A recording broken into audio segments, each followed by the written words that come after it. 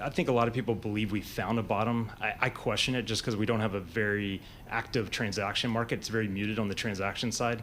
I do think we're probably closer to the bottom, although I wouldn't be surprised, depending on where rates settle over the next 6 to 12 months, that will be a big indicator. When I say rates, really the 10-year Treasury rate. I mean, the 10-year Treasury rates come down, below 4% today, but that's still double where we were pre-2022 when you look, over that decade where we averaged closer to 2%. So that's putting a lot of pressure on the underlying values of these assets, and that, potentially means values could potentially reset higher if the 10 years truly stays above 4%. So in terms of that bottom, no matter who you talk to, whether they think that things have already bottomed out or if they're going to bottom out in 6 months or 12 months, one thing that everybody involved in commercial real estate seems to agree that this is going to take a long, long, long time to work out.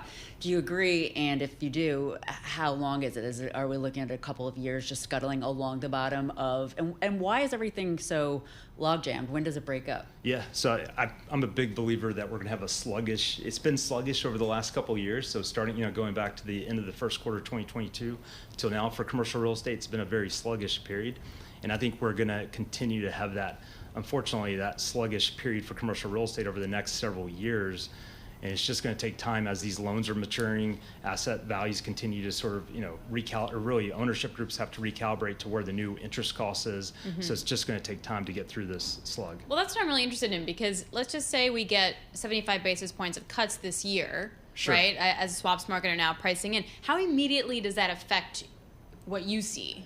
Yeah, I personally, I think it doesn't really move the needle that much. I mean, I think it helps a little bit, but it doesn't really, it's not as impactful as you'd think. I mean, it obviously brings down debt service costs, floating rate debt, by, call it 15%, which is helpful, if it went down 75 bips, roughly about 15%.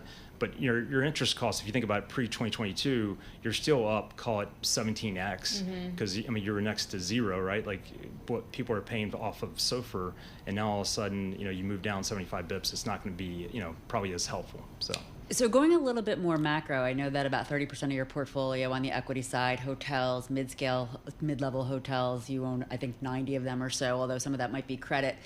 Sean Hare of Trinity Investments joined us last week and also joined Alex and Paul, and he was saying for luxury hotels right now the growth is 8%, but for lower level hotels it's down 2%. Are you seeing this, and what does it say about the consumer? Because we continue to see this bifurcation on the consumer between the high end and the low end. Are you seeing that relative to your hotels? Yeah, I think without question, I think consumers that are on the lower end side obviously are impacted by inflation, higher debt expense.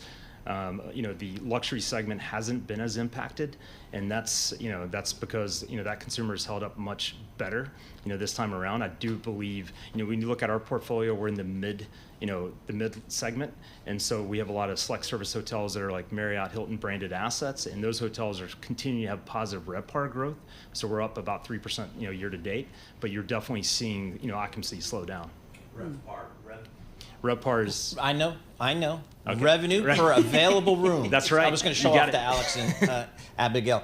Just real quickly, if you were to go buy a piece of commercial real estate, an office park in suburban Atlanta, what kind of discount do you think you'd get off of the pre-pandemic valuation?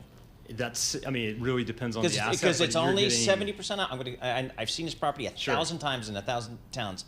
It's 70% occupied. It's parking lots half empty, all that kind of stuff. If it's going to trade, you're getting like 50% discounts. Wow. Is my just high level number without going through the nuances, and potentially you're even seeing larger discounts for some of these assets to trade. There's one big asset in Buckhead, Atlanta right now that's coming to market. Or at least the debt's coming out to market, and it's going to trade at a pretty substantial discount to where it was pre-pandemic. And Buckhead's still Buckhead. Buckhead's still Buckhead, yeah.